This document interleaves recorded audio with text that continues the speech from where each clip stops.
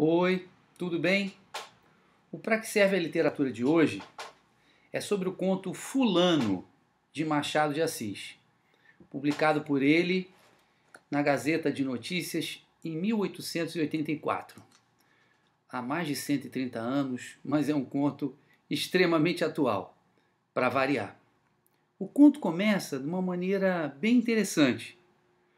Um sujeito chamado Fulano Beltrão morreu e dois amigos dele estão esperando a abertura do testamento, a qual depois vai se seguir o funeral do fulano. É interessante que ele começa pelo fim, né? Ele começa pela morte, que é para onde todos nós vamos. Machado de Assis gostava muito de um livro do Antigo Testamento chamado Eclesiastes, que dizia: é tudo vaidade e vento que passa. Ou seja, nós, seres humanos, né, cheios de orgulho, cheios de pretensões, na verdade somos muito pequenos e nossos projetos, né, são exagerados, né, são de certa maneira sonhos de permanência, sonhos de eternidade que não ficam. E ele trabalha isso muito bem nesse conto Fulano, de uma forma extremamente irônica. O conto começa dizendo assim: venha o leitor comigo assistir à abertura do testamento do meu amigo Fulano Beltrão. Conheceu-o? Era um homem de cerca de 60 anos. Morreu ontem, 2 de janeiro de 1884, às 11 horas e 30 minutos da noite. E é interessante que 21 anos antes da morte, o Fulano Beltrão era um sujeito pacato, tranquilo, que vivia de forma reservada no Jardim Botânico, para onde ele ia de ônibus. Ônibus, no caso, aí é um transporte coletivo, obviamente movido a tração animal, né? E ele tinha uma mulher, um filho, uma filha solteira, com cerca de 13 anos, e vivia para si próprio, para a família, do trabalho para casa, de casa para o trabalho, nada demais. Mas o que acontece em 1863?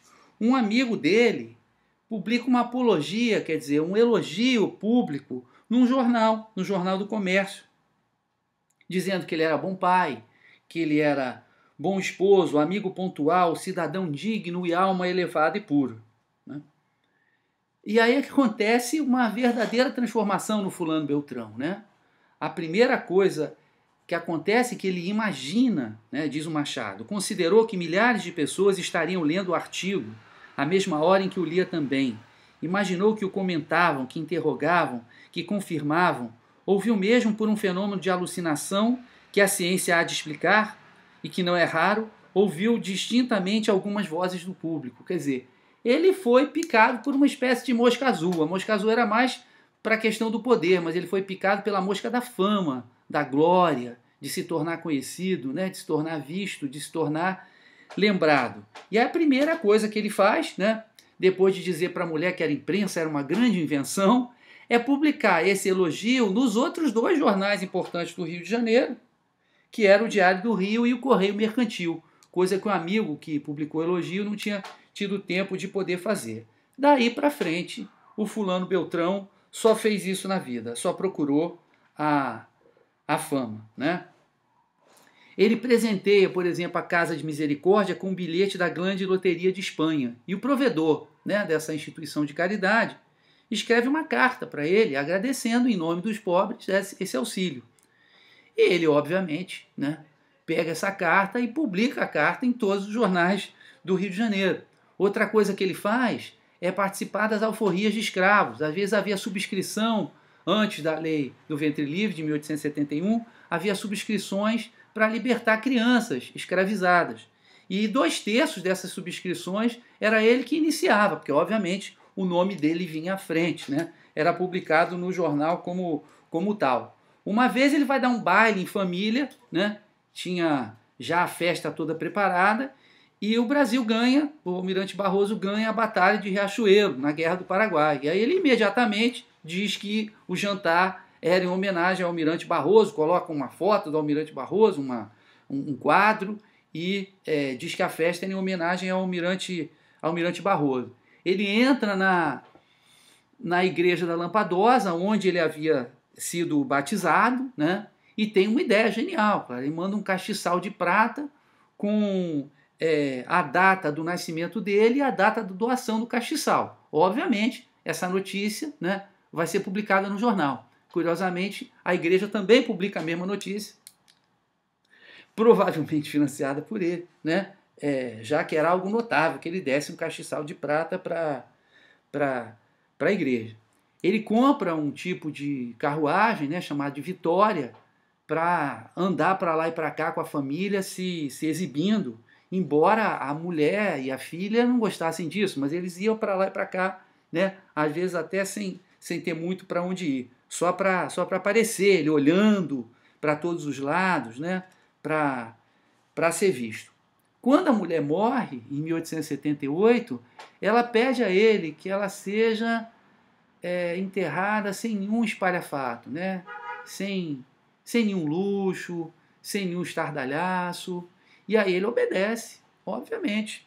Ele obedece, mas manda fabricar uma estátua da mulher na Itália e deixa essa estátua em exibição na Rua do Ouvidor um mês, né? Durante um mês, antes do enterro dela. Até mesmo no dia em que ele veio a falecer, ele até que deu uma melhoradinha de manhã, quando ele viu uma notícia no jornal falando que ele estava doente, né? E aí começa a leitura do testamento. Ele deixa 30 contos para erigir uma estátua para Pedro Álvares Cabral, né? Cabral, diz ali o testamento, não pode ser olvidado dos brasileiros, foi o precursor do nosso império. E aí ele recomenda que essa estátua seja de bronze e tenha 4 medalhões. O retrato do Bispo Coutinho, presidente da Constituinte, o de Gonzaga, chefe da Conjuração Mineira, e 2 cidadãos da presente geração, notáveis por seu patriotismo e liberalidade. A escolha de uma comissão. Bom, a comissão foi nomeada por ele, com os amigos dele, né? E é óbvio que um desses medalhões, né?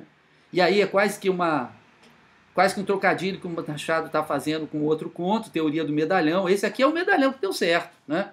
Ele se transformou no medalhão, se transformou numa pessoa importante, sem ter, na verdade, nenhum valor. O Machado diz o seguinte, né? Que ele não pensava, ele transpirava. Ele fazia as coisas, mas não tinha nenhuma grande reflexão, né? Só esse instinto de se tornar famoso. E aí a grande ironia vem no final do conto, né? Porque no final do conto, os 2 amigos conversando já falam que, bom, claro que um dos medalhões vai ser o amigo deles, o fulano, Beltrão, né? Que é outra ironia, ao invés de colocar o nome, coloca o nome de fulano, Beltrão. Porque, na verdade, são todos em busca, né? Muita gente em busca da glória. Podia ser o João, o Antônio, o Ricardo, mas está todo mundo... muitos buscam a glória. Muito antes do Facebook, né, havia os jornais, onde as pessoas publicavam as notícias mais irrelevantes só para aparecer. Mas depois que termina a leitura do testamento, né, os amigos vão embora. Quer dizer, assim como essa glória, essa fama, em algum momento ela desaparece. Como diria o Machado, repetindo o Eclesiastes, é tudo vaidade e vento que passa. Essa foi a videocoluna Para que serve a literatura. Eu sou o Marcos Alvito e vocês podem ter mais colunas como essa na minha página do Facebook, o que novamente é uma ironia. Marcos Alvito, professor. Obrigado e um grande abraço.